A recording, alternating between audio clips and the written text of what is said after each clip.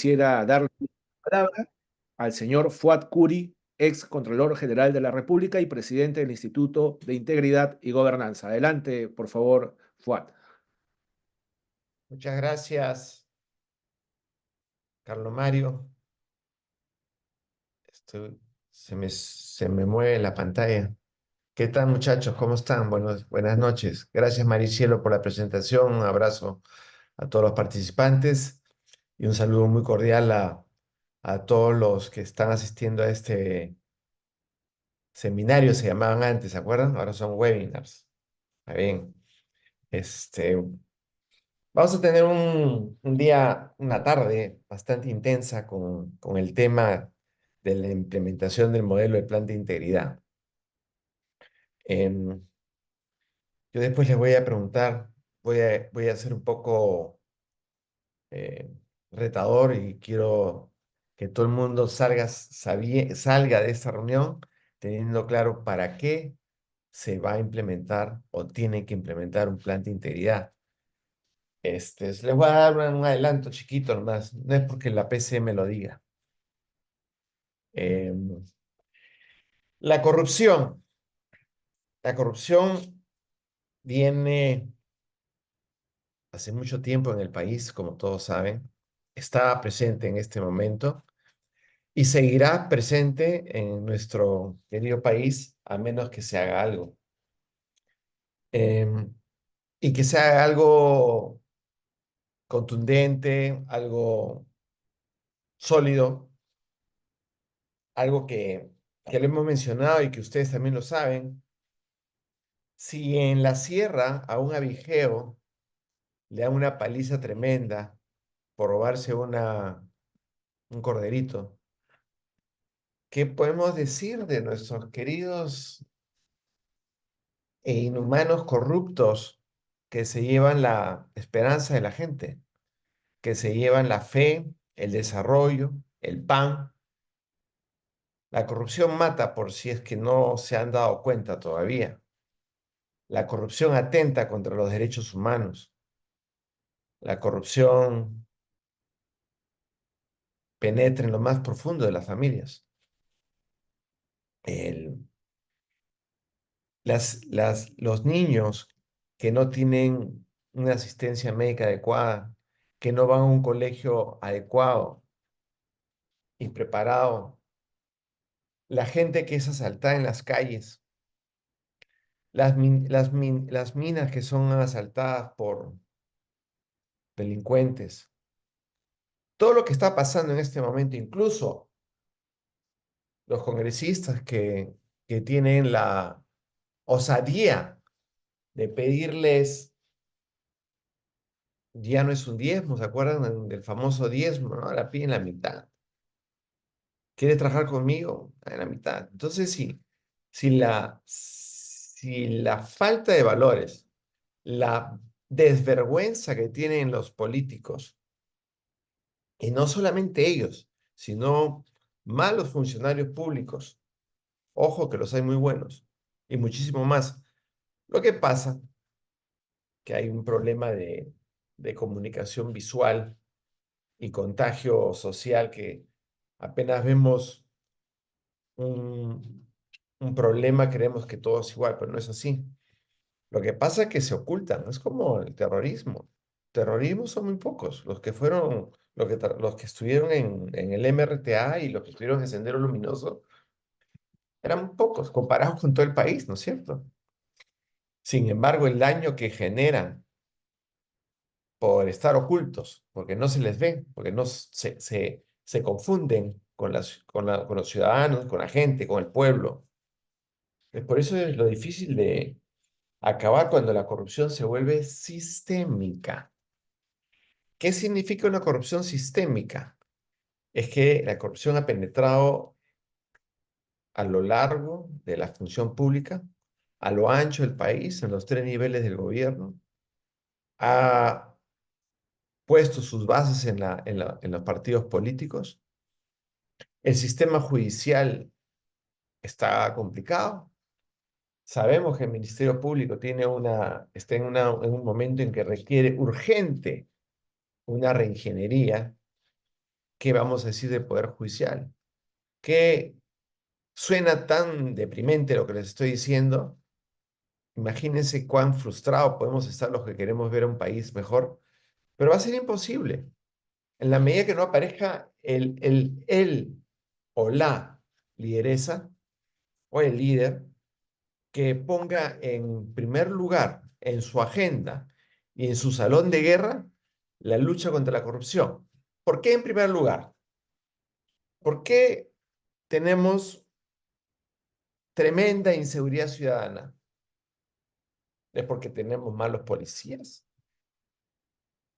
¿O porque no hemos organizado bien esa institución de tal modo que la policía esté dedicada en forma inteligente y con un servicio de inteligencia de, profundizando en los orígenes del, de esta tremenda inseguridad ciudadana? Si hubiéramos hecho bien el trabajo de filtrar quienes migraron al Perú, y eso es corrupción. Ustedes saben que en el BRAEM están las Fuerzas Armadas, en el BRAEM está la policía, y en el BRAEM se ha duplicado o triplicado la producción de cocaína. Eso es corrupción. Entonces, si no tomamos en serio el problema de esta situación tan anómala, que hace que la gente le pierda fe a las instituciones. Ahorita el principal problema es la institucionalidad. Y la institucionalidad se pierde producto que sus líderes y sus integrantes no generan respeto y no le dan el servicio al ciudadano. El bienestar que debe de brindar el Estado a la gente se ha convertido como un tercera o cuarta prioridad. Y se lo digo con conocimiento y causa. Hoy en día, los que están en el juego político están más preocupados de su futuro para el 2026 que la salud del país.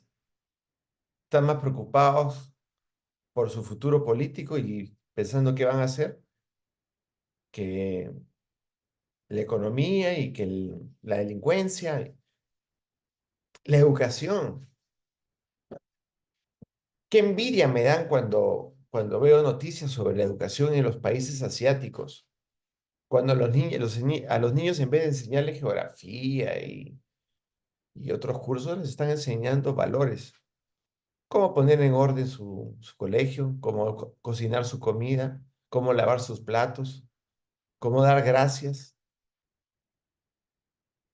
Es increíble que tengamos un país tan rico, pero tan rico, comparado con otros países que no tienen nada de recursos naturales, nada. Y tienen un PBI per cápita, puede ser hasta, ahorita pueden ser hasta 10 veces más que nosotros. Y nosotros tenemos petróleo, tenemos buen petróleo, tenemos minería, acabo de ver un video sobre la agroindustria que ha crecido los últimos 10 años en 7 veces. Estamos alcanzando a Chile en la exportación de frutas y productos agropecuarios. Pues tenemos una capacidad de trabajo enorme. Imagínense si el Estado tuviera sus 6, 7 políticas de largo plazo en los temas vitales, seríamos potencia mundial. Y no lo digo por imitar al alcalde, ¿no? Las ciudades no son potencia mundial, los países son potencia mundial. No tengo nada contra el alcalde, tampoco tengo nada a favor ni en contra. El tema es que crecer al 2% por año significa retroceso. Y la única manera de eliminar estas barreras que tenemos es comprender que tenemos que girar el timón hacia un país en donde la integridad sea el baluarte, donde las buenas prácticas sean el común denominador, donde los políticos sepan que están ahí por un tiempo y solamente para servir a la gente, para generar el bienestar que los ministerios han sido creados. Si ustedes conocen, y ustedes los que están en las municipalidades, tienen su ROF y conocen también los manuales de funciones, los objetivos que tiene cada ministerio, el- su único rol es brindarles bienestar. Es por eso que los invito a reflexionar sobre las ponencias que vamos a tener el día de hoy con Juan Carlos Cuadra, vicepresidente del instituto, con Eloy Munive, que ha sido el director jefe de la Oficina de Integridad de la PCM. Va a ser muy rico escucharlos. Y obviamente la moderación de Carlos Mario con la experiencia que tiene. Yo les dejo solamente una pregunta. ¿Para qué tenemos que implementar el plan de integridad? Insisto, no es para cumplir con una norma, es porque tenemos un deber cívico, un deber nacional y un deber como peruanos. Muchas gracias, Maricielo, muchas gracias a todos. Los invito a continuar con el webinar, que auguro será muy interesante. Muchas gracias.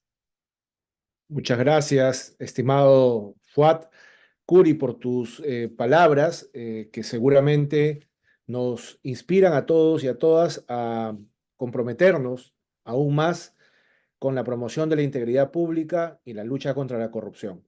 A continuación, quisiera darle el paso entonces a nuestro primer ponente de la noche, al señor Eloy Munive. El señor Eloy Munive es, además de ser un experto en integridad pública, el señor Eloy Munive es exsecretario de Integridad Pública de nuestro país. Él ha ocupado el puesto durante 2 años aproximadamente, pero sin embargo toda su carrera prácticamente la ha hecho al interior de la Secretaría de Integridad desde que esta era la Comisión de Alto Nivel Anticorrupción, cuando funcionaba como una comisión de alto nivel anticorrupción. Eloy ha sido asesor senior y luego secretario de Integridad. Ahora, actualmente trabaja en el proyecto Inversión Pública Transparente de USAID como líder en el tema de integridad pública, precisamente fortaleciendo las capacidades de los gobiernos regionales, de 7 gobiernos regionales, para poder implementar el modelo de integridad y otras políticas y prácticas de integridad fundadas en la acción colectiva, en la articulación con el sector privado y la sociedad civil. Eloy, además, es cientista político, es maestro en ciencia política y máster en corrupción y derecho por la Universidad de Eloy. Ahí se me quedó el tintero. ¿Es la Universidad de Salamanca? Sí, es la Correcto. Universidad de Salamanca, España, sí. Perfecto, muy bien, Eloy. Entonces, no voy a decir más sobre tu enorme y valiosa experiencia, solamente recalcar que además de todas estas calificaciones, me precio de ser un amigo de Eloy. Te doy la palabra, estimado Eloy, para tu presentación y luego de tu presentación vamos a tener un espacio de 5 minutos para las preguntas o comentarios de nuestros participantes. Adelante, por favor. Muchas gracias, Carlos Mario. Agradecido por la invitación que nos hace pues el Instituto de Integridad y Gobernanza para tocar un tema tan central, conforme lo ha mencionado nuestro excontralor Fuad Curi, ¿no? Quien lideró pues la Contraloría, una entidad clave en la lucha contra la corrupción. Saludar también pues a Juan Carlos Cuadra, que está presente, y bueno, con gusto de poder ayudar y compartir algunas experiencias desde el ámbito académico y también el ámbito práctico. Bueno, en primer lugar, vamos a tratar de ir absolviendo pues los retos que nos ha puesto Fuad Curi, ¿no? Hablar justamente por qué tenemos que implementar justamente un modelo de integridad en nuestras entidades públicas. Y principalmente desde el punto de vista del ámbito de los gobiernos regionales y locales. Y un primer aspecto que tenemos que señalar es básicamente pues que la gestión de los asuntos de interés público requieren parámetros de gobernanza que permitan la adecuada relación entre los diferentes actores involucrados en el proceso de toma de decisiones, ¿no? Esas decisiones que están orientadas a atender las demandas y expectativas de la población, ¿no? Ya la Política Nacional de Modernización nos había dicho, ¿no? El problema que tenemos en nuestro país es que los bienes, servicios y regulaciones no responden a las demandas y expectativas de la población. ¿Esto qué quiere decir? Eso quiere decir que la producción pública está desconectada de los efectos que necesitamos en el país. Y esa desconexión, pues, tiene que resolverse de alguna forma. ¿Cómo la resolvemos? Pues la resolvemos precisamente con una buena gobernanza que está basada justamente en 3 aspectos: eficacia, estabilidad y legitimidad, pero con un enfoque de integridad que permita recuperar justamente el sentido de la función pública, que nos permita recuperar la importancia de servir a la población y generar, sobre todo, valor público. Y es que los gobiernos regionales pues tienen responsabilidades claramente establecidas, ¿no? Por ejemplo, podríamos mencionar la Ley de Bases de la Descentralización, donde se expresa la génesis del proceso de descentralización como objetivo para lograr el desarrollo en nuestro país y que este desarrollo además sea integral, armónico y sostenible. ¿Cómo logramos ese desarrollo armónico, integral y sostenible? Bueno, si precisamos el aspecto normativo, tenemos la Ley Orgánica de Gobiernos Regionales, ¿no? Establecida desde el 2002, en donde se menciona que una de las principales finalidades que tienen los gobiernos regionales es precisamente fomentar el desarrollo regional integral y sostenible, promoviendo inversión pública, privada en el empleo y garantizar el ejercicio pleno de los derechos de igualdad de oportunidades de sus habitantes. Es decir, estamos hablando de desarrollo territorial, ¿no? ¿Qué significa eso en términos sencillos? Eso significa que un niño que nace en Jauja tenga las mismas oportunidades que una niña que nace en Trujillo, que una niña que nace en Lima. Y cuando encontramos más bien contextos en donde los niños, dependiendo del lugar donde estos nazcan, tienen diferentes capacidades para poder potenciar o lograr su potencial, pues ahí estamos justamente enfrentándonos a un terrible problema relacionado con la toma de decisiones públicas que no están respondiendo justamente a esas demandas y expectativas. Entonces existe la necesidad de fortalecer la adopción de la toma de decisiones. Y ahí la integridad pues nos va a ofrecer justamente un conjunto de parámetros orientados a obtener que esta toma de decisiones sea objetiva, sea imparcial y que contribuya a responder efectivamente a las demandas de la población. Solo así es posible un servicio público justo, libre de corrupción, inclusivo y que propicie el desarrollo en nuestros contextos. Dicho esto, ¿cómo es que podemos garantizar precisamente esa buena gobernanza aplicando el modelo de integridad? Lo vamos a hacer con una serie de medidas, ¿no? Aquí menciono yo solo algunas, ¿no? Tenemos, por ejemplo, tenemos que propiciar la participación ciudadana en la toma de decisiones, un aspecto clave, ¿no?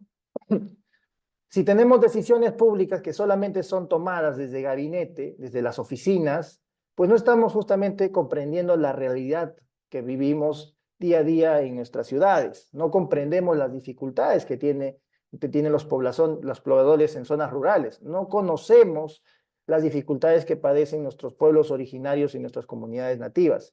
Entonces necesitamos salir y necesitamos generar además mecanismos, y acá yo apunto uno clave que le hemos perdido, no lo hemos hecho el seguimiento debido, que es la gestión de intereses, que es el mecanismo precisamente para lograr que la toma de decisiones se nutra de participación desde diferentes frentes, sector académico, sector empresarial, sociedad civil, entre otros. Un segundo aspecto que también tenemos que considerar precisamente es el relacionado con adoptar acuerdos por la integridad, ¿no? Con la sociedad civil. Es decir, no solamente se trata de asegurar la participación ciudadana, entendiendo que el ciudadano tiene que conocer cómo funciona la administración pública y orientar justamente sus posiciones, sus intereses en la toma de decisiones, sino sobre todo tenemos que lograr lo que el gobierno abierto persigue, ¿no? La colaboración, que ya exige justamente un nivel, un paso más. Y esa colaboración tiene que ver ya en el proceso de provisión de bienes y servicios, ¿no? Es decir, el ciudadano tiene que participar, los actores tienen que participar en la provisión de servicios para asegurarnos que precisamente estos estén orientados a atender las demandas y expectativas. Si no, pues vamos a tener situaciones como las que a veces encontramos, ¿no? Y esto Carlos Mario lo sabe en inversión pública, ¿no? Encontramos colegios sin baños, ¿no? Encontramos hospitales sin medidas de accesibilidad, ¿no? O encontramos infraestructura que no reconoce precisamente las demandas y expectativas de la población. Un tercer elemento es promover el trabajo en red, ¿no? Hemos desarrollado muchos esfuerzos para que de manera aislada las entidades públicas avancen, pero nos hemos olvidado que la corrupción se mueve en red, ¿no? La corrupción es cada vez más sofisticada y esta corrupción está generando espacios cada vez más retadores para afrontarlos. Y nuestra lucha, nuestra participación para enfrentar este terrible flagelo no puede ser pues aislada, tiene que ser una lucha en red, ¿no? Y aquí yo puedo mencionar como ejemplo todo el trabajo que se ha desplegado en 7 regiones a propósito de la intervención del proyecto USAID Inversión Pública Transparente, donde se ha generado intercambio de experiencias, se han generado espacios de diálogo, de conversación, lo que ha potenciado el trabajo en estas regiones y ha traído como resultados mejoras, pues esos son indicadores a nivel nacional. Un segundo elemento que tenemos que considerar es, como decía nuestro excontralor, ¿no? No basta solamente con avanzar en estos temas porque hay una exigencia normativa, ¿no? Tenemos que apuntar a más. ¿Y qué significa apuntar a más? Pues significa fortalecer la cultura de integridad en las entidades públicas. Y esa cultura de integridad solamente puede ser fortalecida cuando vemos 2 elementos centrales. Por un lado, planteamos evaluar la capacidad de los servidores públicos para que puedan tomar mejores decisiones y por otro lado buscamos asegurar el músculo preventivo que deben desarrollar las entidades públicas. Las entidades públicas no tienen que colaborar solamente cuando exista un proceso de investigación. Las entidades públicas tienen que evitar la ocurrencia de actos de corrupción y eso significa fortalecer su capacidad de prevención. Es decir, anticiparse a que el fenómeno suceda. Y eso es explorar muchas cosas que están detrás de los actos de corrupción, que son prácticas cuestionables, inconductas funcionales, que muchas veces pues se normalizan y se minimizan en la gestión regional. ¿Por qué tenemos que trabajar cultura de integridad? Porque cultura de integridad es un elemento que nos va a permitir recuperar justamente la esencia de la generación de valor público. Es decir, lograr a través de las capacidades éticas de los servicios públicos, la evaluación de desempeño de los servicios públicos y la capacidad preventiva de las entidades, asegurarnos que las entidades públicas brinden un servicio que alcance a la población, que genere efectos y sobre todo que genere confianza. Un tercer elemento clave que he querido mencionar es precisamente la implementación de la gestión de riesgos que afectan la integridad. Muchas veces cuando escuchamos integridad, lamentablemente pues a muchos se les hace la idea de un conjunto de medidas abstractas, difusas, poco concretas y poco medibles. Claro, esto sucede cuando pues al azar planteamos medidas como transparencia, desarrollo de capacidades. Tenemos que implementar gestión de riesgos, porque gestión de riesgos nos permite orientar nuestro presupuesto escaso precisamente a aquellos aspectos que se encuentran vulnerables o aquellos aspectos que necesitan o están amenazados precisamente por prácticas indebidas, ¿no? Implementar gestión de riesgos es preparar a las entidades públicas para anticiparse a los problemas y no más bien sorprenderse después cuando los problemas ya han aparecido y que pueden ocasionar terribles consecuencias como el cierre de operaciones, el cambio de la junta, de los directivos principales o hasta la eliminación de las entidades públicas. Acuérdense ustedes lo que pasó con el Consejo Nacional de la Magistratura, organismo constitucional autónomo, protegido constitucionalmente, que por escándalos de corrupción fue eliminado y reemplazado por la Junta Nacional de Justicia. Y esta gestión de riesgos pues engloba un conjunto de etapas que básicamente apuntan desde la identificación hasta establecer medidas de tratamiento que minimicen esos riesgos, ¿no? Que debiliten la probabilidad de ocurrencia de un riesgo de corrupción y por otro lado disminuya los efectos en caso se materialice. Asimismo también tenemos que considerar que hay contextos específicos de riesgos, ¿no? Solamente para hacer una aclaración y una explicación mucho más detallada, podríamos, por ejemplo, considerar los aspectos que están relacionados con las contrataciones públicas. Todos sabemos, es un sector bastante sensible y vulnerable. ¿Qué podríamos hacer, por ejemplo, en relación a las contrataciones públicas? Bueno, es básico establecer estándares, ¿no? Y estos estándares son parámetros de actuación que justamente eleven el nivel de exigencia, ¿no? Superando solamente el cumplimiento normativo a consideraciones que están vinculadas con la necesidad de generar espacios de articulación con sociedad civil y sector empresarial. Un segundo elemento es implementar mecanismos de debida diligencia en las contrataciones. Necesitamos que las entidades públicas tengan mecanismos de precaución para asegurarse con quién están haciendo o quién están interactuando, ¿no? No es posible pues, que un proveedor vinculado al narcotráfico, vinculado a actividades ilícitas, contrate con una entidad pública. Eso no podría suceder en el ámbito privado porque esta empresa estaría vinculada en un proceso de investigación de lavado de activos. Ha sucedido en el contexto nacional como empresas que estaban vinculadas a actividades ilícitas han contratado inclusive con el Ministerio Público y el Poder Judicial, cosa que no podría suceder en el ámbito privado. Un tercer elemento es asegurar el desempeño ético de los servidores públicos. Y aquí tenemos que básicamente hablar de cómo propiciar que la ética sea una ética aplicada. Es decir, cuando trabajamos ética en las entidades públicas, tenemos que dar las herramientas a los servidores públicos para que puedan resolver problemas éticos, es decir, aquellas situaciones que lamentablemente pues vemos muy a menudo no sucedan y se resuelvan a partir de la implementación de un modelo de toma de decisiones. Y por último, promover mayor participación pues de pequeñas empresas y dotarlas de estas pequeñas empresas, que son en su mayoría, ¿no? El gran grupo de empresas en el Perú, con modelos de prevención, ¿no? Todavía el nivel de exigencia no alcanza a estas pequeñas empresas para que puedan constituir modelos de prevención, pero sí sería pues interesante, ¿no? Que aquellos que contratan con las entidades públicas se les exija un modelo de prevención, precisamente para evitar actos de colusión, actos de corrupción, entre otros elementos que se pudieran incluir para que esto pueda protegerse y evitarse. Bueno, estas son unas ideas bastante amplias y seguramente van a ser Efectivo tenía, ¿ya? detalladas por los siguientes expositores. Les agradezco Gracias. mucho su atención y estoy atento a las preguntas.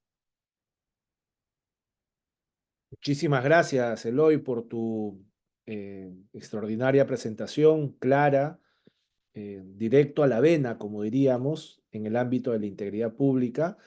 Y bueno, antes de que te marches, porque sabemos que tienes ya otras actividades pactadas, y por lo cual además agradecemos tu presencia por hacerte un espacio en tu agenda y acompañarnos, quisiéramos quizás recibir algunas preguntas o comentarios de los participantes, las podrían formular a través del chat, quizás, y nosotros vamos trasladándoselas a nuestro querido colega y amigo Eloy.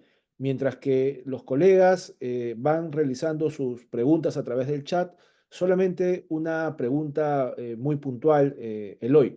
¿Cuál crees tú que es el principal desafío para las municipalidades y para los gobiernos regionales también, la implementación del modelo de integridad público, que como tú sabes también muy bien, ya desde ahora es como de obligatorio cumplimiento para todas las entidades públicas y además van a ser evaluadas, ¿no es cierto?, en función de la implementación de este modelo de integridad. ¿Cuál sería ese principal o esos principales retos que tú identificas para la implementación del modelo de integridad?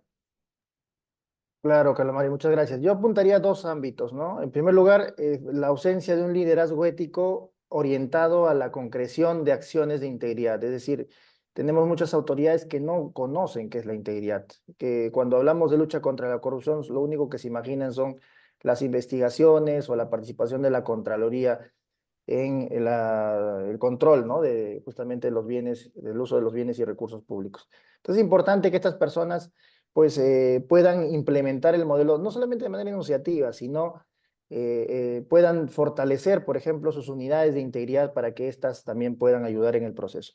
Y un segundo elemento que podría mencionar es la falta de motivación de los servidores públicos que no se sienten parte de un servicio público que los ayuda a fortalecer su profesión, ¿no? Y esto lo digo porque he estado en muchas capacitaciones a nivel de municipalidades y el principal problema que mencionan los servidores públicos es que no se sienten parte de su entidad, que sienten que los cambios constantes y la variación en las contrataciones pues les impide trabajar una agenda de mediano y largo plazo, ¿no? Básicamente lo que encontramos son funcionarios públicos que viven en la supervivencia, ¿no? El corto plazo, y eso trae consigo precisamente que no podamos ver los retos futuros, ¿no?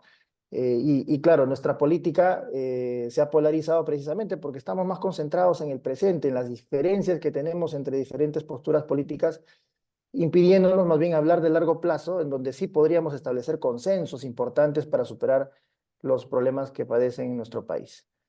Bueno, agradecerles a ustedes por la invitación. Lamentablemente yo me tengo que retirar en estos momentos y un cordial saludo pues a Fuad Curi y a Ali también que está aquí presente. Claro que sí, Eloy. Y no te preocupes, que yo voy a responder por ti la última pregunta que te hacen aquí. ¿Cuál ha sido uno de los retos más importantes asumidos como secretario de Integridad Pública? Así que no te preocupes, yo voy a Ah, responder. bueno, ahí yo podría decir, y seguramente tú la amplías, pues la falta de apoyo, ¿no? Ahí ha habido una mención, una lucha contra la corrupción durante mucho tiempo, pero si vemos el presupuesto que se ha destinado a estas actividades, pues es insignificante, ¿no? La Comisión de Alto Nivel, no sé si se acordará, el excontralor pero en un tiempo la Coordinación General de la CAN tenía 300.000 soles al año, ¿no? Y con ese presupuesto, pues no se puede sostener una política nacional, ¿no? Bueno, sería que tuviéramos una partida dentro del presupuesto nacional destinada a fortalecer la integridad, ¿no? Quizás estaríamos hablando de otras realidades en este momento. Correcto, Gracias, correcto. Eloy, por tu participación. Y quizás las áreas de mayor importancia son las que tienen menor presupuesto. Por ejemplo, servir, señor Carlos Mario, por ejemplo. Así es, así es. Muy bien, Yo muchísimas quisiera, si me permiten, gracias. responder una pregunta. ¿No se puede evaluar la predisposición a cometer actos ilícitos de quienes laboran en las áreas de logística? La respuesta es sí. En el sector privado, hoy en día, para poder entrar a un puesto clave, pasas por una evaluación psicológica para determinar cuáles son tus niveles de, y apetito sobre los valores. Cuán integrados tienes en tu yo interior el, el- los valores y estas cosas. En el Estado no se hace, y no es caro. La pregunta es si es caro. No, no es caro. No, simplemente en el Estado se hace poco de estas cosas, ¿no? O sea, los departamentos de recursos humanos casi son planillas.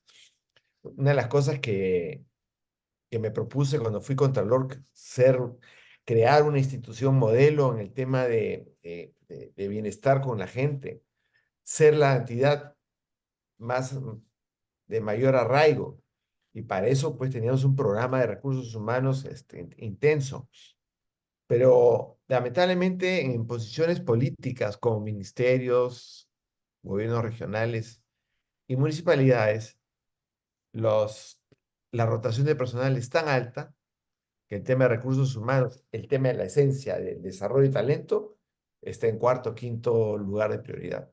Hasta que no se cambie eso, no vamos a tener la oportunidad de hacer un buen trabajo de selección de personal. Si ahora mismo nomás están buscando, el tema de los perfiles de puestos son violados abiertamente, eh, complicado. Pero las instituciones autónomas y las empresas del Estado tienen quizás algo más de finura en eso. Muchas Eso gracias. quería decir, Carlos. No, muchísimas gracias, Fuad. En efecto, ¿no? Yo iba a ir también en esa misma línea para responderle a nuestro amigo Jorge, que nos hizo esta pregunta. Una pregunta muy importante y tú la has respondido muy bien. En efecto, no solamente en las evaluaciones psicológicas, sino también y cada vez más en el sector privado se evalúa la predisposición ética o moral del candidato a un puesto de trabajo a través Exacto. de el desarrollo de casos tipo por los cuales se puede medir la predisposición de la conducta, ¿no? Es decir, cómo se resolvería un determinado caso o una determinada situación y a partir de allí se puede hacer una lectura de la predisposición ética o moral del sujeto para actuar y en función de ello se pueden tomar, digamos, algunas medidas para o bien o bien no contratar porque en efecto hay una alta predisposición a no hacer lo correcto, o bien a contratar, ¿no? Pero estableciendo desde el inicio medidas de control y de mitigación sobre dicho trabajador porque demuestra un riesgo tolerable a, digamos, la comisión de inconductas o de prácticas contrarias a la ética, ¿no? Entonces, en efecto, Jorge, es así como se debería proceder y tienes toda la razón. Ello le permitiría al Estado peruano ahorrar mucho por actos de corrupción que desvían grandes cantidades de dinero de nuestro país, de nuestro Estado. Gracias, Fuad, por la aclaración. Muchísimas gracias, te está diciendo Jorge, por tu respuesta, Past Contralor de la República. Muy bien, entonces, continuando con nuestro programa, quisiera yo ahora más bien dar pase a la siguiente exposición que nos hará precisamente el director del Instituto de Integridad y Gobernanza y al mismo tiempo vicepresidente de dicho instituto, de este instituto que nos convoca el día de hoy, Juan Carlos Cuadra Ali. Él es consultor de integridad, gestión de riesgos, control interno y prevención de la corrupción. Él ha sido jefe de la Oficina de Integridad del Ministerio de Energía y Minas y también ha sido gerente de control interno de la Contraloría General de la República, ¿no? Juan Carlos es docente y es conferencista en el ámbito nacional e internacional en temas de integridad, control interno y gestión de riesgos. Asimismo, él es contador público, colegiado, ¿cierto? Y tiene sus estudios de maestría en auditoría en la Universidad del Pacífico, estudios concluidos, y al mismo tiempo Juan Carlos tiene una experiencia muy, pero muy larga, a pesar de su juventud, en todo lo que se refiere a la promoción de la integridad y del control en la administración pública. Fuad dice, no, no es así, no es tan joven como parece. No, yo sí creo que todavía es joven, Fuad, por favor, no lo echemos a nuestro director. Muy bien, sin más, entonces le damos pase a nuestro director, Juan Carlos Cuadrali, quien es un excelente profesional y una excelente persona. Adelante, Juan Carlos. Gracias, Carlos Mario. Gracias también, me he sentido mucho mejor ahora con ese, digamos, halago que has presentado. Pero bien, la verdad agradecer el tiempo de las personas que están conectadas a este espacio, a esta conferencia, o si quieren llamarlo una especie de conversatorio, donde justamente, ¿no? Habló Fuad en su momento, Eloy en su estupenda presentación, ¿no? Y Carlos Mario reforzando puntos, la importancia justamente de la prevención, ¿no? De la prevención. Siempre toco este tema. Recordarán ustedes en épocas electorales, recuerdan que cuando hay, digamos, esta fase de proceso electoral, hay estos debates entre los candidatos. Y en los debates hay una temática, o diversas temáticas, pero una de ellas, lucha contra la corrupción. Y por ahí ustedes recordarán que justamente cuando se les la pregunta a los diferentes candidatos, estoy seguro que el 100%, cuando le preguntaron qué es lo que ustedes van a hacer o piensan hacer con relación a la lucha contra la corrupción, la respuesta era: vamos a darle más presupuesto a las entidades sancionadoras, más presupuesto a la Contraloría, más presupuesto al Ministerio Público, más presupuesto al Poder Judicial, etcétera, ¿no? Hay que sancionar, sí, con todo el peso de la ley, pero lo que voy con este comentario y reflexión también es que básicamente estamos mirando hacia un tema sancionador. Si nosotros queremos evitar, ¿no? Que sucedan, se materialicen estos actos de corrupción, tenemos que prevenir. Cuando a veces por allí, conversando, me preguntan, oye, Juan Carlos, ¿y por qué suceden estos actos de corrupción? Porque justamente no se han incorporado instrumentos que nos ayuden a prevenir esta situación, esta posible ocurrencia de estas situaciones, que finalmente al no existir mecanismos de prevención o mecanismos que son bastante débiles, terminan materializándose los actos de corrupción. Ahora, es también importante ser conscientes que justamente para que exista, ¿no? Se materialicen los actos de corrupción, hay una debilidad respecto a los instrumentos de prevención, debilidad o inexistencia, pero además también hay un tema de carencia de integridad por parte del funcionario o servidor que comete o tiene esa predisposición de cometer un acto de corrupción. Entonces, cuando hablamos de integridad, señores, tenemos que hablar no solamente de instaurar todos los mecanismos en sí que nos ayuden a prevenir, a minimizar la ocurrencia de estos posibles eventos, sino también lo que tiene que ver con la persona propiamente respecto a actuar con integridad, con valores, con principios, ¿no?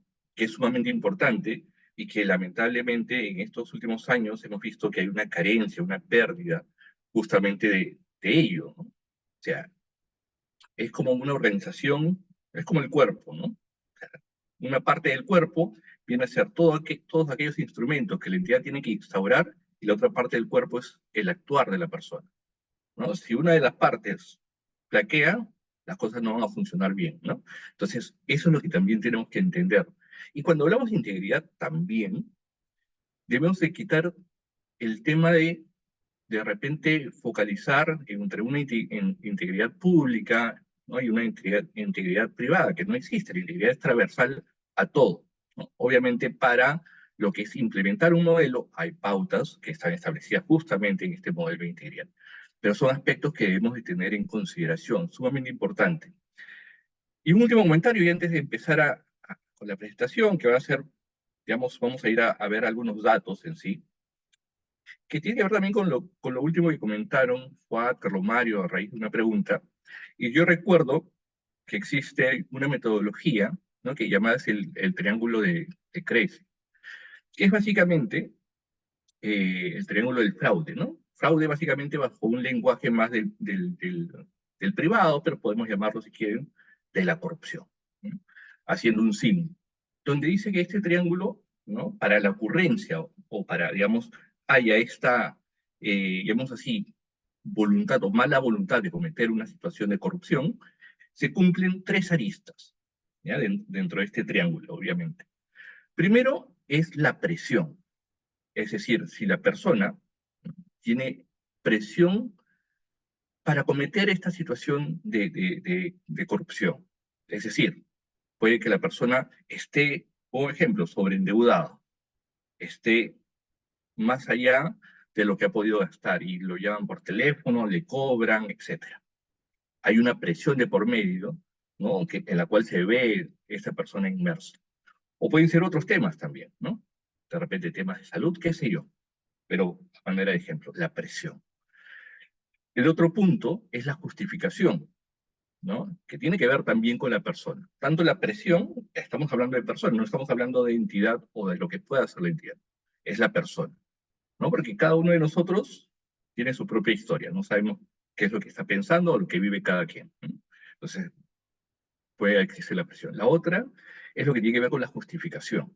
Cuando la persona, ¿no?, ya teniendo esa carga, esa presión, comienza a justificarse, ¿no? Es decir, ¿saben qué? Yo trabajo en esta entidad 10, 15 años y no me han subido el sueldo, no me reconocen, ¿no? Comienza a un poco justificar. Entonces, si yo me llevo esta laptop que nadie la usa, que está ahí sobre esa mesa, ¿no?, va a ser la forma en la cual yo me voy a cobrar, llamemos así entre comillas, aquello que no me están reconociendo. Entonces comienza a justificarse el cometer ese hecho, ¿no?, ese delito, ese acto de corrupción, ¿no?, la justificación.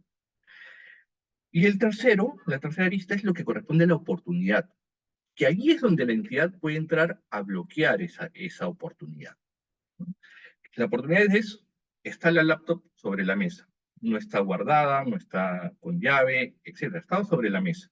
Entonces se le está dando la oportunidad a esa persona que tiene, digamos, esa necesidad, ¿no?, de poder, digamos, cometer ese delito.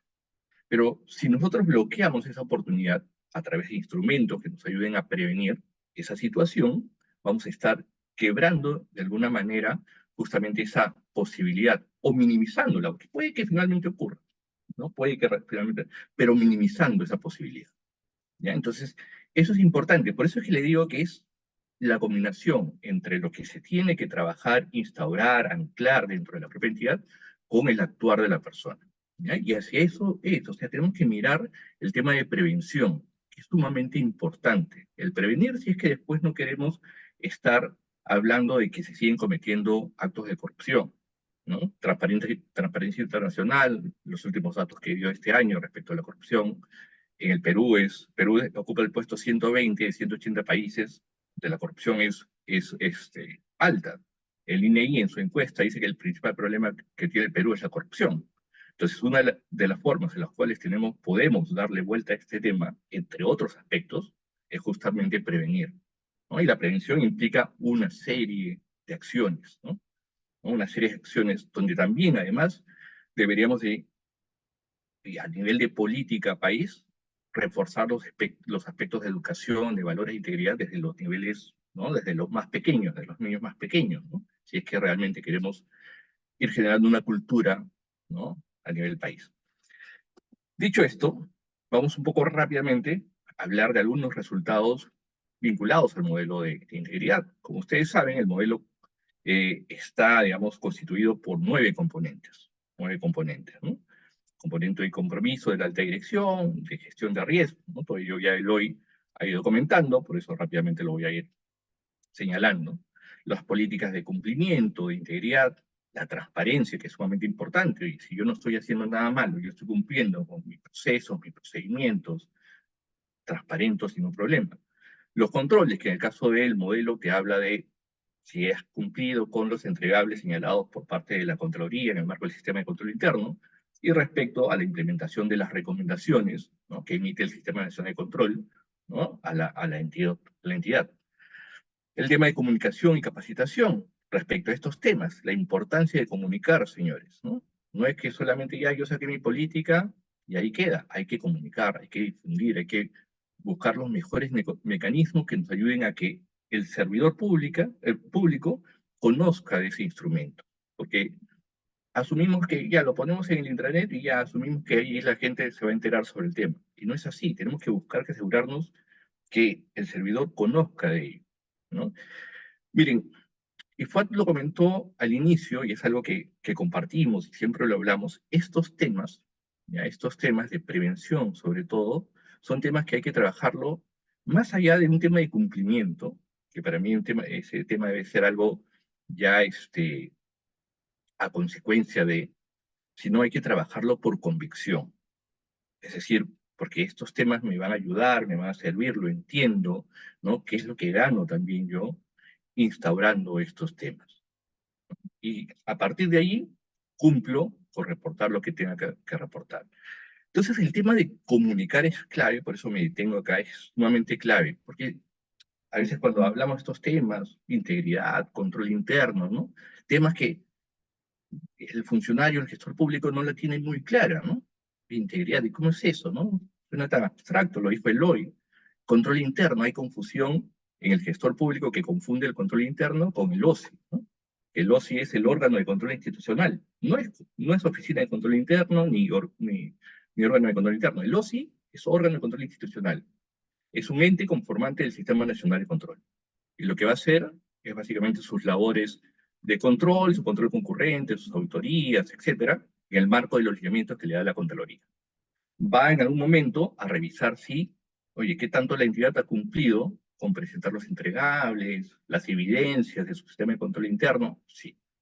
Pero el OSI no tiene nada que ver con la implementación de control interno, ni con la denominación propiamente de control interno. Así que, como se dice coloquialmente, flaco favor le hacemos al control interno, ¿ya? Si es que lo seguimos llamando al OSI como Oficina de Control Interno. Porque si de por sí es un poco confuso, llamándolo de un nombre que no corresponde, vamos a seguir generando aún mucha más confusión. Y el control interno, en sencillo, es el propio autocontrol que ejerce la propia entidad pública. Nosotros mismos aplicamos nuestro propio autocontrol. Les aseguro que todos ustedes realizan su propio autocontrol en el trabajo que hacen. Cada uno de ustedes hace un control de la información que tienen que presentarle a sus jefes, a sus colegas, etc. Verifican si la información está bien, está correcta en fondo, si la información, ¿no? Es de calidad, oportuna, es evidencia, etc., ¿no? Eso es control interno. Están haciendo su propio autocontrol para minimizar el riesgo de que la información que están entregando no sea la correcta. Que les devuelvan la información, o que le llamen la atención, o que hagan firmar un documento que no corresponde. Eso es control interno, ¿ya? Entonces, cuando hablamos de controles, es esto. Y cuando hablamos de comunicación, es la importancia de comunicar en sencillo todos estos temas que pueden sonar complejos, ¿ya? Y es sumamente importante. Si nosotros, por ahí creo que hubo una pregunta, si nosotros queremos generar conciencia en las personas, tenemos que hacerles entender para qué sirve, ¿no? Pero en sencillo. Una vez que la persona entiende para qué le sirve, ¿no? Va a ser mucho más fácil que el tema cale dentro de la persona. Pero si en cambio nosotros queremos imponerle, oye, ¿sabes qué? Tienes que hacer esto porque es la obligación, porque nos están exigiendo y si no nos sancionan, la persona lo va a terminar haciendo por un tema básicamente de cumplimiento. Como ocurre en los diferentes temas vinculados a la prevención. Oye, ¿cuándo hay que presentar este entregable? Ah, en febrero. Ya, avísame el primer día de febrero para comenzar a trabajar ese tema. Solamente para llegar al al último día del mes y cumplir con presentarlo. Entonces, señores, tenemos que entender la importancia de esos temas, trabajarlos por convicción y no por obligación.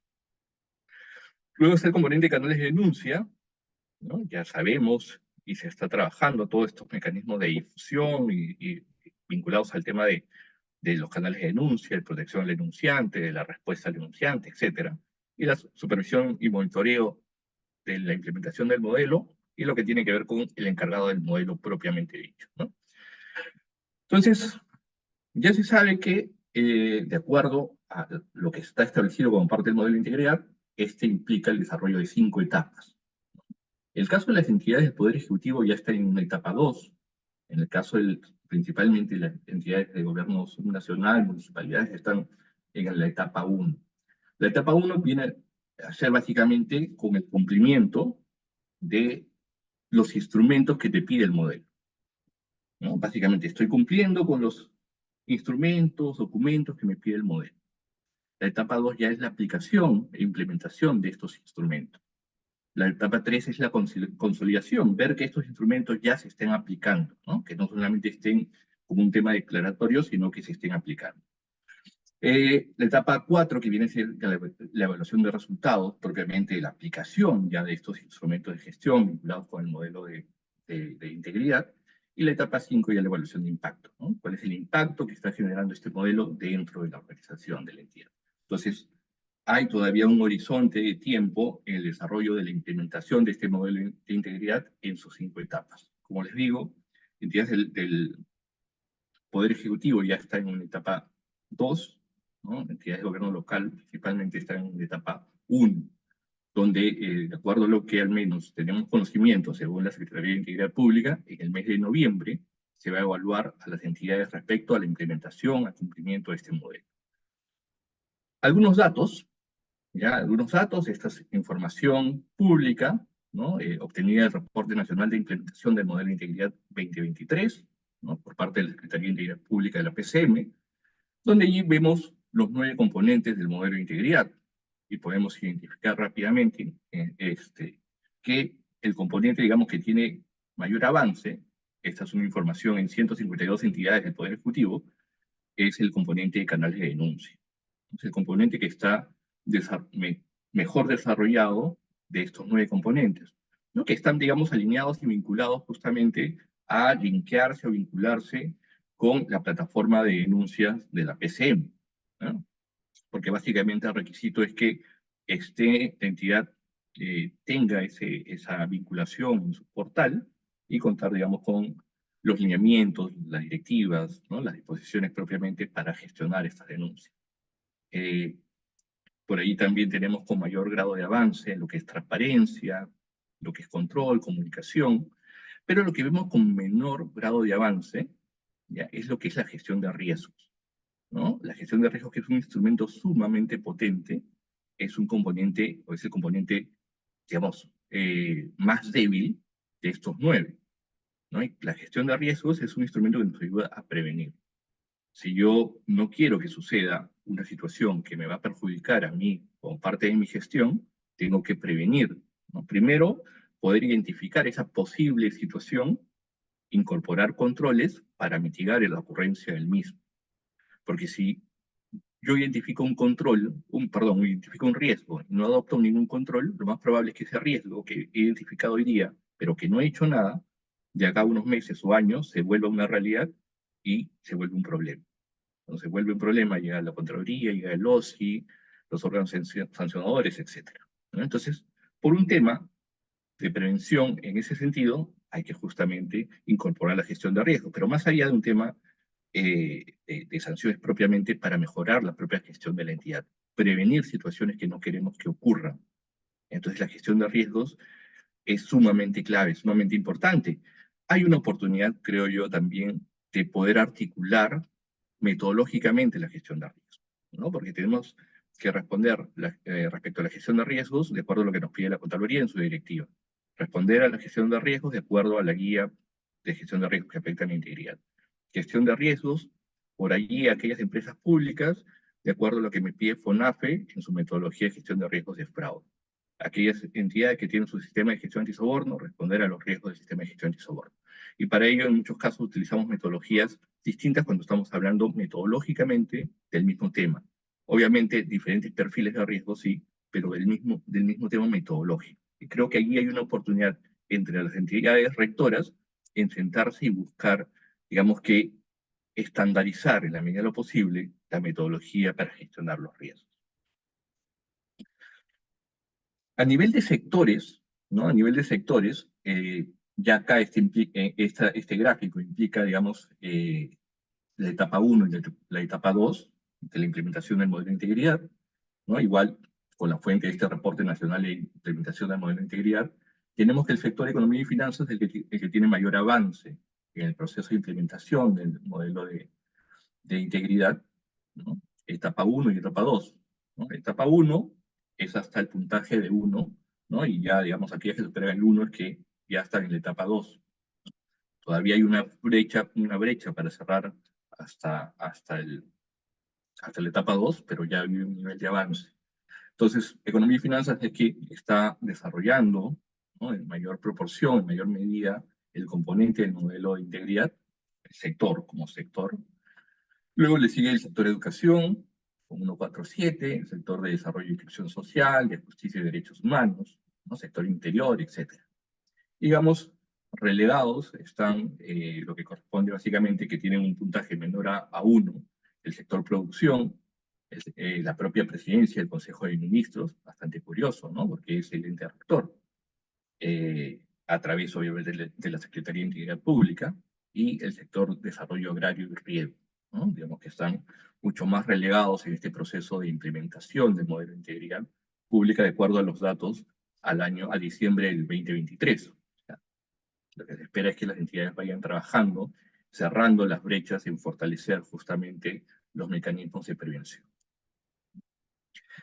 A nivel de gobiernos locales, ¿ya? Gobiernos locales, que este año recién está empezando ya el desarrollo en sí de la implementación de las actividades del modelo de integridad, pero que en el año 2023 se trabajó un piloto, ya un piloto en 28 gobiernos locales, que incluye, digamos, a San Isidro, que es el que, de acuerdo a los resultados del piloto, obtuvo mayor puntaje, por 0.94, en este caso estamos hablando solamente de la etapa 1 del modelo. La municipalidad de Lince, ¿no? De La Molina, la municipalidad de Valdivia, ¿no? Son, digamos, quienes están ahí a la cabeza en este piloto, ¿ya? Y, digamos, un poco más relegados están las municipalidades con puntajes incluso inferiores al 0.5, al 50%, ¿no? Que vemos ahí pintadas de color rojo, no voy a entrar a un nivel de detalle. Esto es a nivel de un piloto, reitero, información del 2023. Ya, digamos, para este año 2024, las entidades están o deberían estar trabajando ya en fortalecer, en implementar las acciones vinculadas al modelo de integridad. Y para ello, señores, es importante, sumamente importante el involucramiento de la alta dirección, ¿ya? Para poder desarrollar todas estas acciones. Sumamente clave. Y tienen, o sea, por ahí también vi una pregunta, ¿no? Hay un tema de cómo es que podemos hacer entender a las autoridades respecto a la importancia de estos temas de prevención. Y hablando, por ejemplo, de gobiernos locales, es tratar de hacer entender, ¿no? A las autoridades, a la alta dirección, es cómo quieres que te vean cuando termines tu gobierno, ¿no? O tu mandato o tu periodo de gobierno. ¿Cómo quieres que te vean? ¿Cómo quieres que el ciudadano de a pie, los otros funcionarios, las diversas personas te vean cuando acabes tu gestión? ¿No? ¿Quieres irte con la cabeza en alto, ¿no? ¿O quieres agachar la cabeza, ¿no? Y que todo el mundo te termine juzgando por la gestión buena o mala que hayas realizado?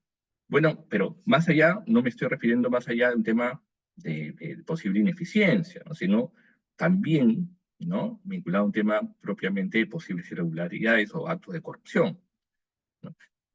Pero no quiero dejar, hablé de ineficiencia, pero no quiero dejar pasar lo siguiente. La ineficiencia, señores, como se dice también coloquialmente, es caldo de cultivo para la corrupción, ¿ya? Y lo que tiene que hacer una entidad, llámese como se llame, es, por un lado, ¿no?, promover la eficiencia dentro de la entidad, es decir, aquellas personas que trabajan en la entidad en diferentes procesos tienen que tener el perfil suficiente para realizar el trabajo.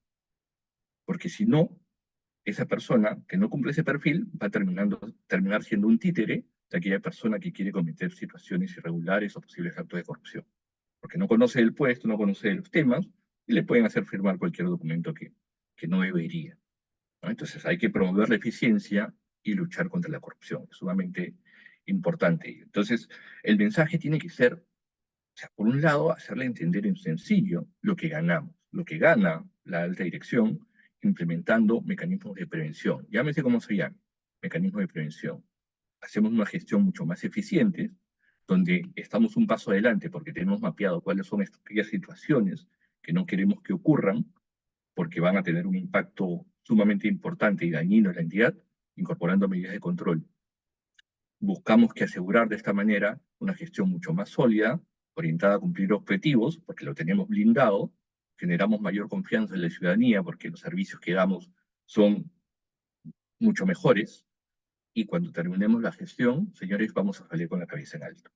Ese es algo que debemos de eh, hacer entender a las autoridades, ¿ya? Para justamente generar ese compromiso, más allá de una declaración, más allá de una declaración, un compromiso real de que hay que trabajar estos temas de prevención, que brindar los recursos necesarios para trabajar. Entonces, algunos puntos, ¿no?, bastante desde nuestro punto de vista, ¿no?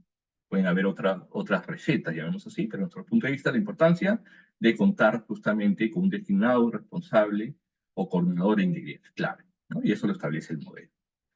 Trabajar todo el proceso de implementación del modelo para poder lograr los resultados esperados, de acuerdo a la medición que nos va a hacer la CIPE en el mes de noviembre. Entonces, nosotros como un poco vemos estas situaciones que cada entidad tiene que reconocerse, tiene que verse cómo está respecto a la implementación del modelo para adoptar las mejores acciones para lograr implementar el modelo. Y eso a partir de un diagnóstico, verse cómo estoy yo como entidad de acuerdo a cada uno de los componentes del modelo. Reconocerse, porque si nosotros queremos asumir que tenemos tal o cual cosa, que al final no está lo correcta o debidamente instaurado o desarrollado, vamos a tener después problemas, ¿cierto? Entonces, primero es reconocer cómo está el modelo dentro de nuestra entidad, allí a través de un diagnóstico por cada uno de los componentes. A partir de allí, de conocer justamente cómo estamos, establecer un plan de cierre de brechas. ¿Qué acciones tenemos que desarrollar para complementar aquellos aspectos que nos faltan por cada uno de los componentes? A partir de este plan de cierre de brechas, ejecutar las acciones, ¿no?, por cada uno de los componentes, involucrando, señores, a toda la entidad, a toda la entidad. Uno de los temas que también tenemos que ir quitando, ¿ya?, es que el tema, cuando hablamos de integridad o implementar acciones de integridad, solamente estamos mirando a un grupo, llámese como se llame, unidad funcional de integridad, oficina de integridad, equipo de integridad, como se llame, pero es solamente mirarlos a ellos. Y lo que tenemos que hacer es hacer que en la misma entidad reconozcan que la integridad involucra a todos. Eso es algo clave para justamente lograr la ejecución de las acciones de acuerdo a lo que establece el modelo y generar cultura. Y lograr de la mejor manera posible llegar al momento de la medición, ¿no?, en noviembre con la mejor nota posible. Pero más allá de la evaluación y de las notas, ¿ya?, es la importancia de entender por qué tenemos que trabajar temas de prevención.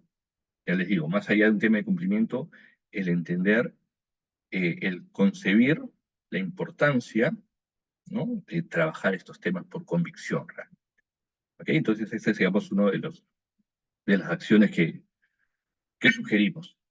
Y bueno, finalmente, ¿cuáles son los resultados esperados, ¿no? ¿Qué es lo que esperamos con todo esto? Es fortalecer los mecanismos, obviamente, de integridad y de prevención de la corrupción dentro de la entidad. Prevención, ¿no? La importancia de la prevención y la integridad, ¿no? Tanto a nivel institucional como a nivel de personas, ¿no? De los funcionarios. Fomentar la práctica de valores, ¿no? E integridad entre los funcionarios y servidores de la entidad. Práctica de valores, ¿no? E integridad. Integridad, coherencia entre lo que pienso, digo y hago, ¿no? Ser coherentes. Incrementar la confianza por parte de la ciudadanía, la sociedad civil y demás entidades públicas y privadas. La confianza, cómo queremos que nos vean, cómo queremos que nos vean. Y cumplir, obviamente, y esto es, digamos, a propósito, la última viñeta, cumplir recién, después de las anteriores, cumplir con los estándares establecidos por las secretarías, el tema de cumplimiento, ¿ya? Porque primero tenemos que trabajar todos esos temas por convicción, para fortalecer la entidad, para ganar confianza, para practicar valores, integridad. Y en adición a ello, ¿no? Vamos a cumplir con todo lo que nos están exigiendo respecto al modelo. Entonces, a eso debemos de apuntar, a eso deben de apuntar sus entidades, ¿no? Respecto a este proceso de implementación del modelo de integridad, ¿sí?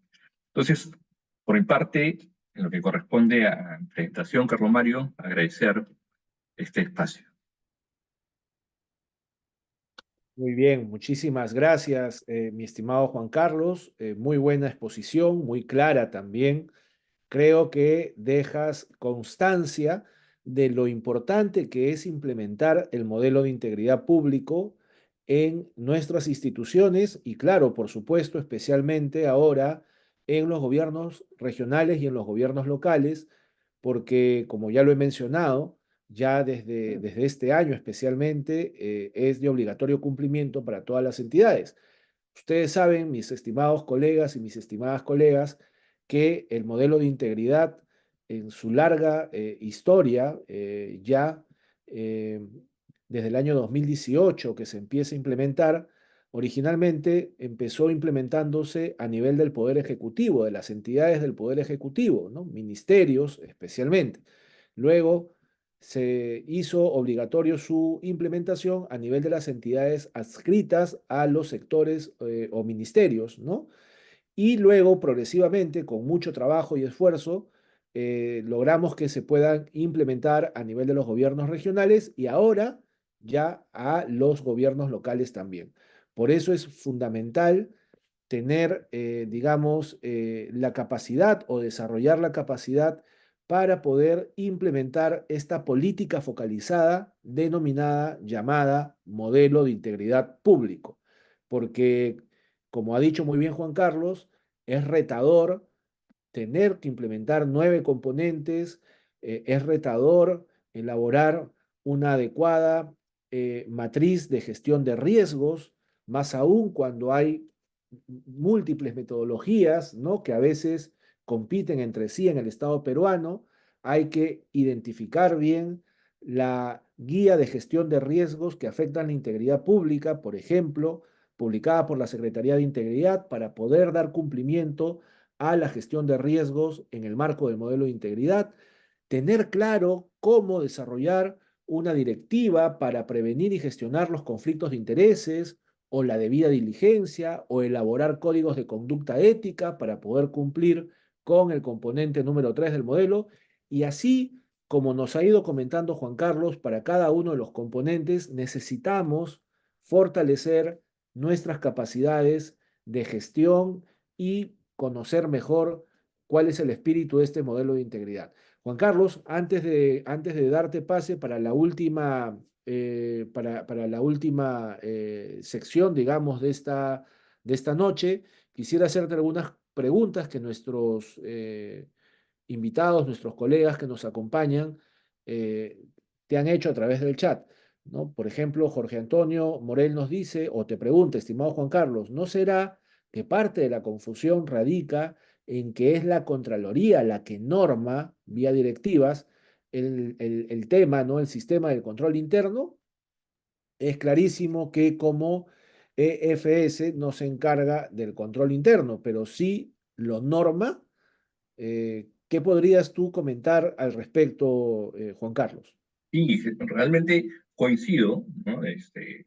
Puedo un poco también hablar, creo yo, como instituto, porque lo hablamos con Fuad cuando tocamos estos temas, que coincidimos justamente respecto a esa concepción de que el control interno no debería estar dentro de lo que es la Contraloría, ¿no? Porque miren ustedes, cuando hablamos de control interno estamos hablando de gestión, ¿ya? Estamos hablando de la propia gestión de la entidad. Entonces es bastante, vamos a decir así, extraño que sea un ente de control, propiamente un ente además externo, ¿no? ¿No? Que ejerce el control más bajo una mirada de posterior, ahora concurrente, digamos así, quien sea el rector, ¿no? Debería ser quien lidere estos temas, debería ser desde el Ejecutivo, ¿no? Desde el Ejecutivo debería liderarse estos temas de manera articulada. Es más, si nos remitimos un poco a las recomendaciones de la OCDE, en el informe de integridad del año 2017, ¿no? El informe País, Perú, una de las recomendaciones va un poco en ese sentido, ¿no? De repente textualmente, pero en ese sentido respecto a reevaluar, ¿no? Las competencias de la Rectoría en materia de control interno y gestión de riesgo. Entonces, también considero que parte de esa confusión va por el lado de que cuando hablamos de control interno es quien nos viene a controlar y muchas veces a sancionar quien también nos está diciendo ya es tu control interno, ¿no? Es un poco extraño. Es más, rápidamente les cuento una anécdota. En mi época, justamente cuando fui eh, gerente de control interno de la Contraloría, antes de implementar la directiva del año 2016, que bueno, ya se derogó en el año 2019, hicimos un piloto en tres entidades, los tres niveles de gobierno, nacional, regional, local, siendo conscientes que no todas las entidades son iguales, incluso desde un mismo nivel de gobierno no son iguales. Entonces hicimos justamente un piloto y buscamos allí tres entidades con las que quisiéramos trabajar este piloto y que ya tengan la intención de trabajar este tema, y coordiné con los jefes de OCE para que por favor coordinen estas reuniones para poder asistir con mi equipo y presentarles el piloto.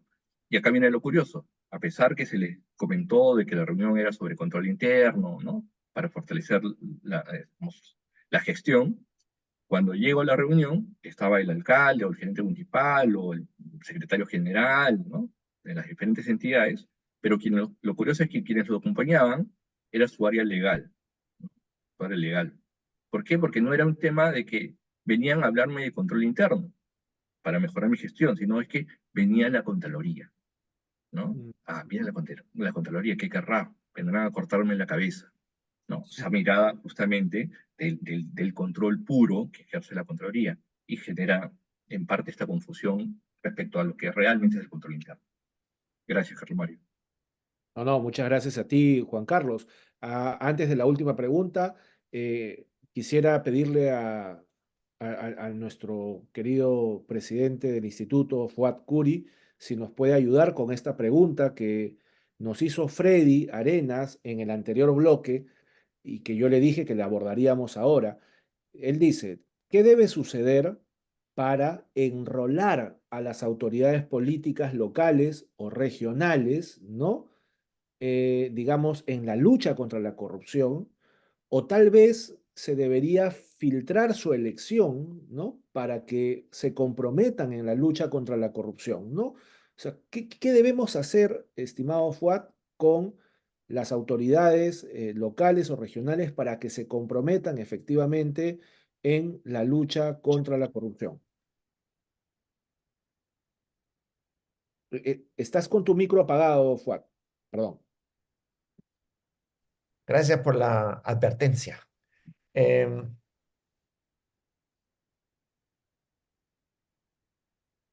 ¿Qué podemos hacer? A ver, por ahí hubo otra pregunta, creo que relacionada con qué otros aspectos se pueden aplicar para luchar contra la corrupción o para enfrentarla. Porque en este capítulo en el que estamos hablando de la prevención. Y obviamente salta la pregunta, ¿qué hacemos para evitar que aparezcan tanto alcalde o gobernadores regionales que no tienen las buenas costumbres de cuidar lo propio? El problema es bien complejo. Es, nosotros tenemos una, noso- nosotros tenemos una teoría del control del, de la lucha contra la corrupción que lo hemos llamado los 360 grados. Ahorita se lo voy a explicar. Ah, por un lado, evitar que vayan alcaldes corruptos cuando hay 38 o 30 partidos que van a participar en las próximas elecciones, cuando hay una fragmentación enorme, cuando los partidos políticos no funcionan, cuando el sistema no funciona, y ahí habría que llegar a los conceptos de qué cosa es un Estado. Hay conceptos básicos que hay que entender. El Estado fue creado en la antigüedad, fue creado para darle a un grupo de personas la dirección de lo que se llama la comunidad o el pueblo. Pero fue degenerando en distintos modelos, de dictaduras hasta democracias débiles. El, el problema pasa por las reformas. Pero me voy a quedar con mi teoría, una teoría de los 7 ejes de la lucha contra la corrupción. El primero tiene que haber sanción. El primer eje tiene que haber, las sanciones tienen que ser fuertes. Si no tenemos sanciones fuertes, no va a ocurrir muchas cosas, no va a pasar nada. Recordemos el uso del cinturón de seguridad, lo usamos para evitar la multa. Recordemos el caso del cigarro, ¿por qué la gente fuma menos ahora? Porque hay una pena, hay un castigo, que es la vida misma, ¿no es cierto? Entonces, hay que poco a poco ir haciendo reflexión social y no hay, lamentablemente, me quedo con una teoría que propuse en la Comisión de Fiscalización en su momento y que mencioné que había que elevar las penas. Y una congresista de color naranja dijo que eso lo único que haría, para eso tendríamos que construir más cárceles. Y obviamente mi respuesta es sí, hay que construir más cárceles para meter a todos los corruptos. Entonces, fíjense qué complejo es el mundo, que la respuesta fue, entonces lo único que vamos a lograr con eso es que los jueces aumenten sus precios. Respuesta grabada, está en el Congreso. Entonces, yo no me caso con ningún concepto, excepto para comenzar, tenemos que sancionar. Por lo menos hay que meter miedo, pues, porque la corrupción la corrupción no tiene sanción hoy en día. Al no tener sanción es muy rentable.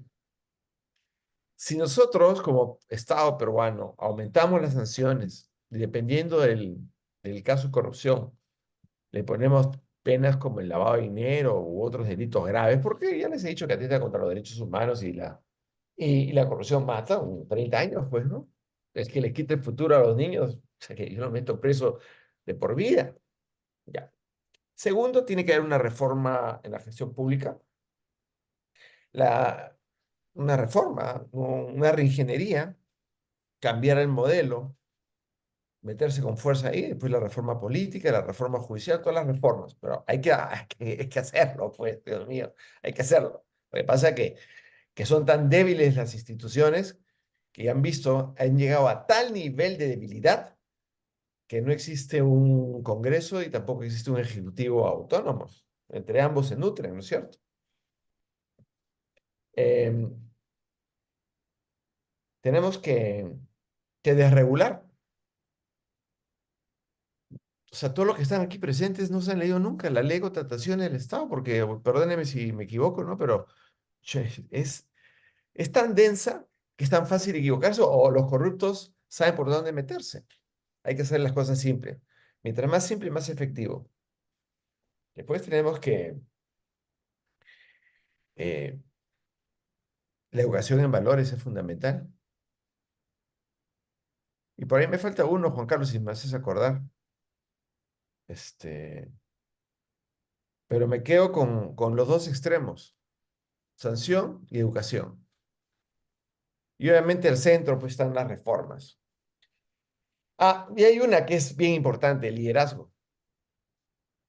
Puede que a muchos les guste o a otros no les guste, pero Bukele ha, ha tenido un resultado fenomenal liderando la lucha contra la delincuencia. Este, lamentablemente, el poder absoluto corrompe, pues, y ha tomado control de otras instituciones. Pero se puede liderar el cambio teniendo la motivación y teniendo el deseo de hacerlo. Y los pantalones o las faldas bien puestas.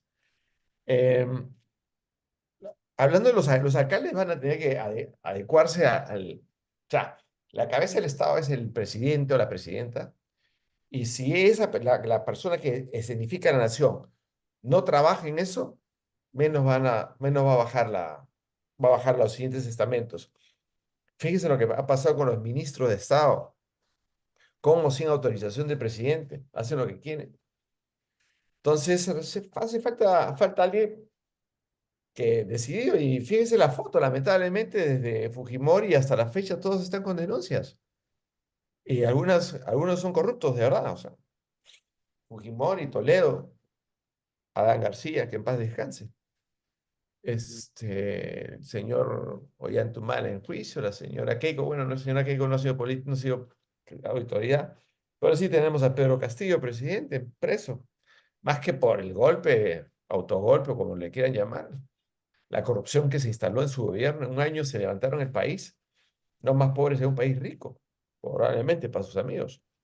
Entonces, con esos ejemplos, o sea, si el padre de la casa es alcohólico, obviamente todos van a ser alcohólicos en la casa.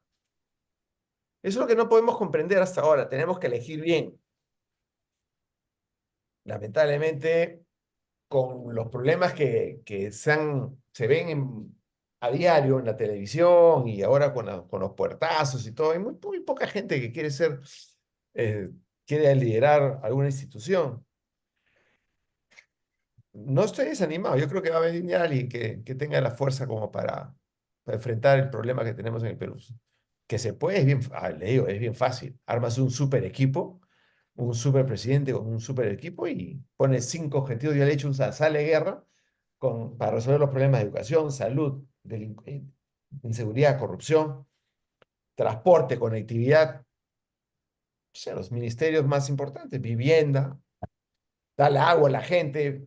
Imagínense, pues, amigos, queridos amigos, no sé, dicen que hay 25.000 millones de soles en obras paralizadas. No puede ser. Realmente es inconcebible cómo miramos a la corrupción encima del hombro. La miramos tan encima que el narcotráfico ya se está metiendo en cosas que no le corresponden, como es la política. El tema es complicado. No la corrupción, el tema más allá de la corrupción es cómo estamos manejando el país. Como cualquier empresa, una empresa la manejas mal, quiebra. Y al Estado peruano, a nuestro querido Perú, hay que manejarlo mejor.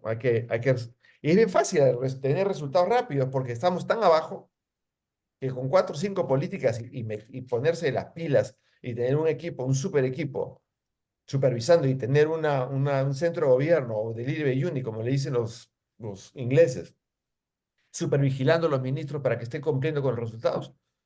En 10, 15 años somos potencia. De repente 20, pues. Pero no es nada. El espacio-tiempo histórico no es nada.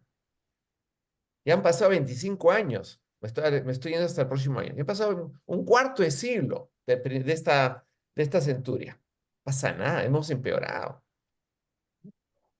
Entonces, los pocos que estamos acá, por favor, yo les pediría que sean fuertes ante cualquier tentación. Me imagino que la mayoría son funcionarios públicos, la mayoría, no todos, y que cuando estén alrededor de un caso de corrupción, denúncienlo. Eso es integridad, hacer lo correcto aunque no nos vean. Por ahí hicieron una pregunta. Hay que hacer lo correcto siempre y poder dormir tranquilo. No hay nada más preciado que la tranquilidad espiritual. Gracias, Carlos. Muy bien, muchísimas gracias, estimado Fuad. Y bueno, antes de darle ya el uso de la palabra nuevamente al director del instituto, Juan Carlos Cuadra, para que responda la última pregunta que nos ha hecho una colega aquí en el chat. A mí también me han hecho una pregunta, así que voy a responder rápidamente. Me han hecho la pregunta, ¿cuál es la diferencia entre ética, integridad y moral? En realidad, la ética y la moral significan exactamente lo mismo porque son palabras etimológicamente y comparten, digamos, la misma etimología, ¿ok? Ética significa costumbres y carácter moral, ¿sí? Viene del vocablo ethos, que significa costumbre y carácter moral.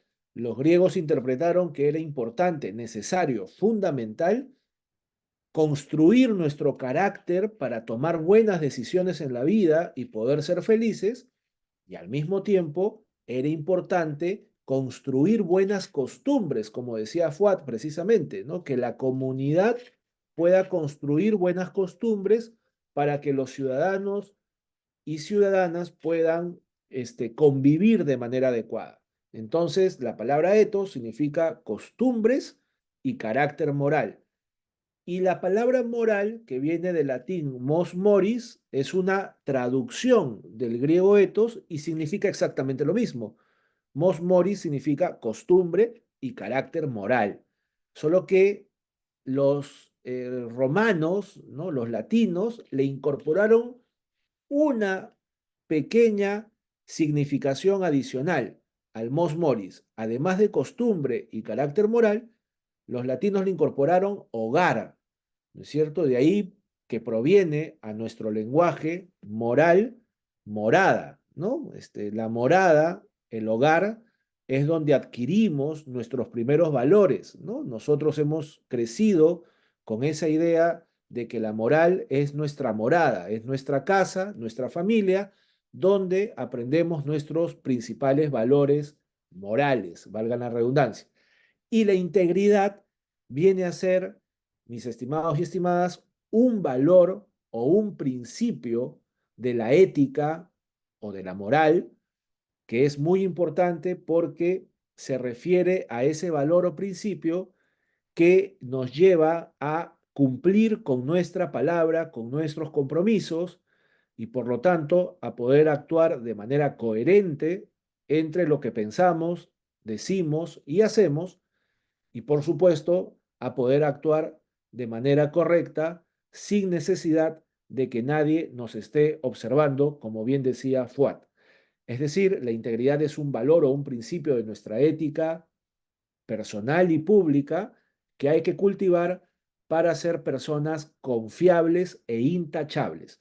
Dicho esto, por supuesto que los espero y las espero si es que quieren profundizar en estos temas, ¿no?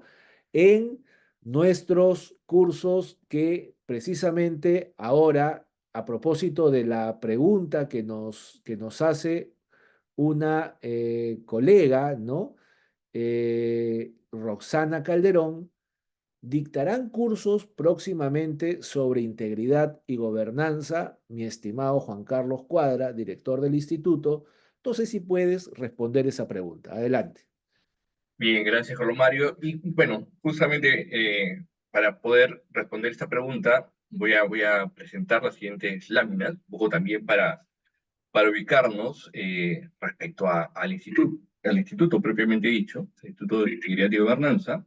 Básicamente, dentro del instituto tenemos dos líneas de acción, una línea de consultorías y una línea de formación académica, ¿no? Que es un poco la respuesta a la consulta.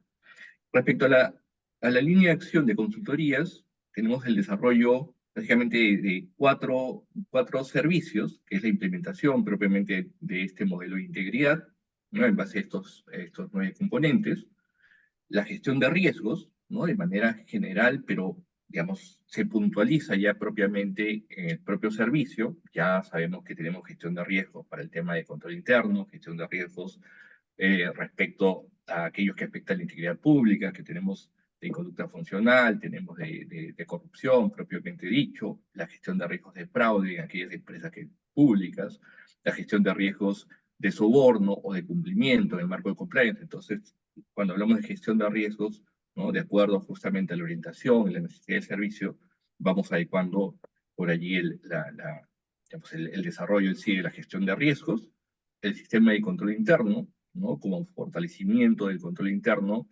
Y acá algo importante que nosotros consideramos es, además del cumplimiento propiamente de los tres ejes, es ir más allá, ¿no? Respecto al tema del control interno propiamente dicho, porque cuando hablamos de control interno también estamos hablando de toda la entidad. Control interno no es solamente un grupo de áreas, etcétera, sino es de manera transversal.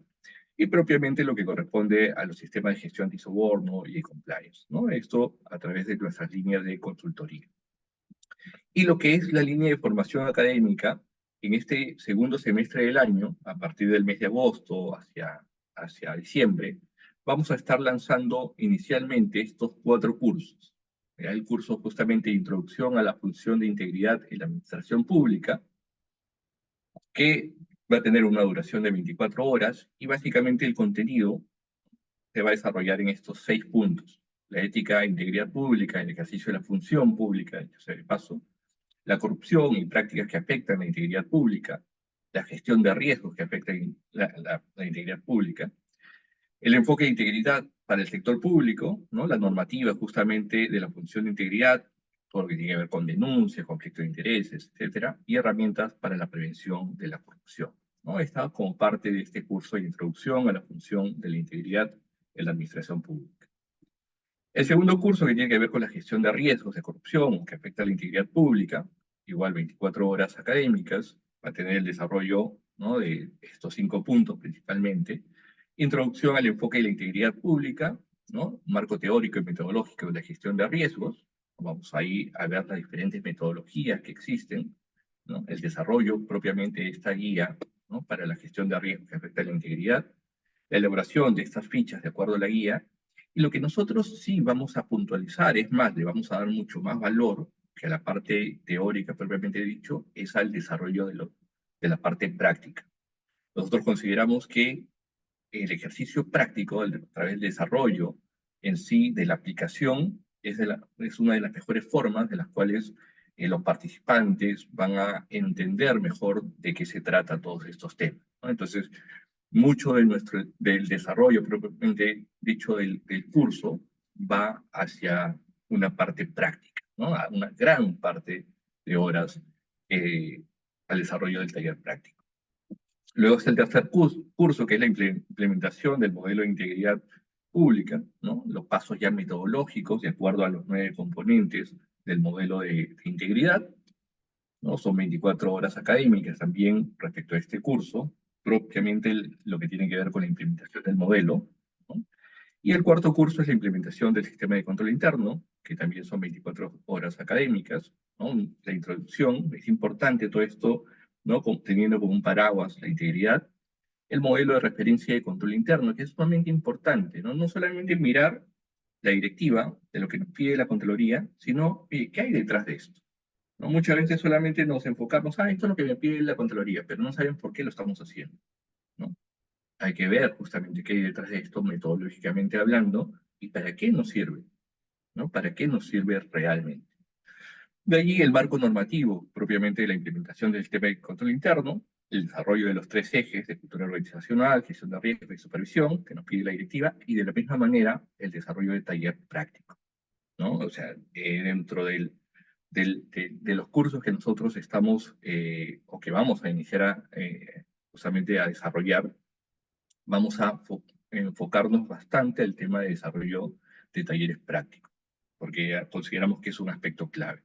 Estos cursos, como les señalamos, se van a desarrollar a partir del mes de agosto, ¿no? A diciembre, de acuerdo, digamos, a un cronograma, un calendario académico que vamos a ir publicando en nuestras redes y comunicándolos ya a través de los contactos que tenemos, ¿no? que hemos generado a través de esta conferencia.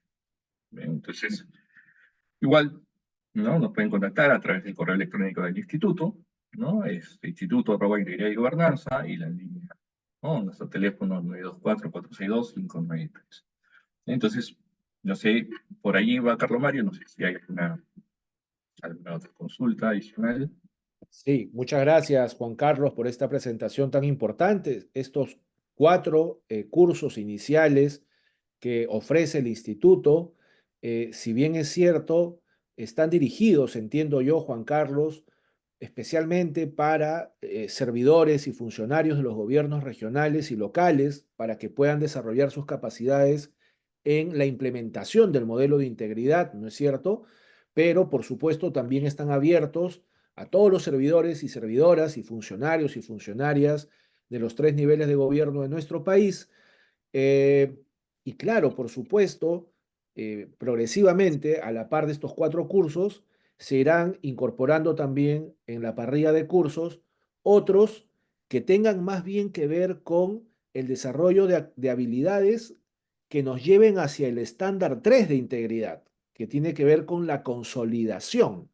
Y por lo pronto, vamos a también a lanzar cursos de manera progresiva en materia de innovación pública para la integridad, por ejemplo, ¿no? En el uso de metodologías ágiles para el desarrollo de programas, políticas y prácticas de integridad.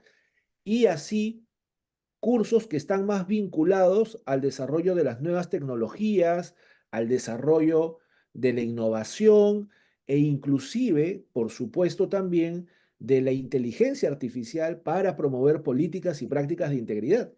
Todo esto también se viene más adelante para el instituto, pero por lo pronto, estos 4 cursos que nuestro director nos ha presentado, creo yo que están recontra powers. Así que les invitamos a que se inscriban porque además los docentes de estos cursos son expertos cada uno en su materia y con la mayor humildad lo decimos, no son especialistas, son expertos o expertas en cada una de estas materias.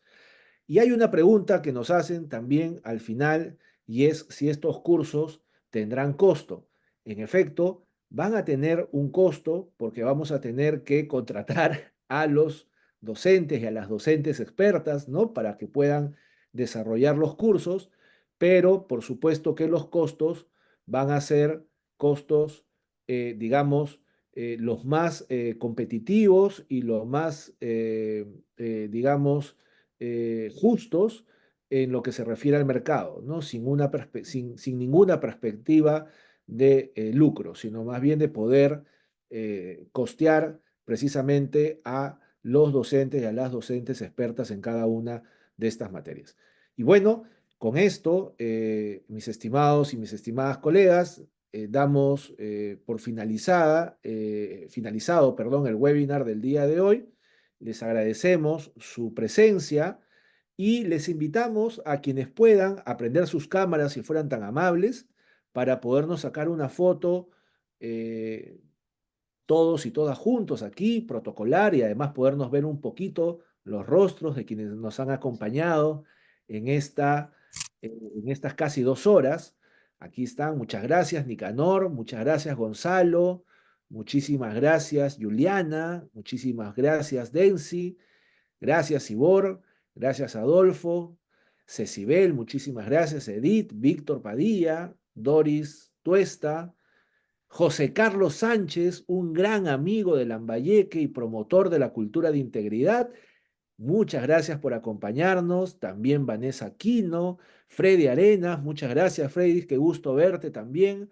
Doris Tuesta, Mori, Percy, María Luisa, Ulises, un gran amigo también de Lambayeque que está fomentando la cultura de integridad en su región, a mi estimado también Richard, quien es jefe de la Oficina de Integridad del Gobierno Regional de Lima, en Huacho. Eduardo, bienvenido, gracias por acompañarnos. Erickson, Juliana, también una gran promotora de la cultura de integridad de Lambayeque. Roxana, Cecibel ya la saludé, a José Manuel Corimanya, bienvenido, muchas gracias. Carlos Vilches, Julia Andrea Pacheco, Rey Julio Rojas, Verónica Margot, gracias por acompañarnos en este webinar. Estamos muy felices de habernos conectado con ustedes y de haberles presentado estos importantes temas para fomentar aquello que ustedes muy bien han dicho en el chat, que es la cultura de integridad para un país libre de corrupción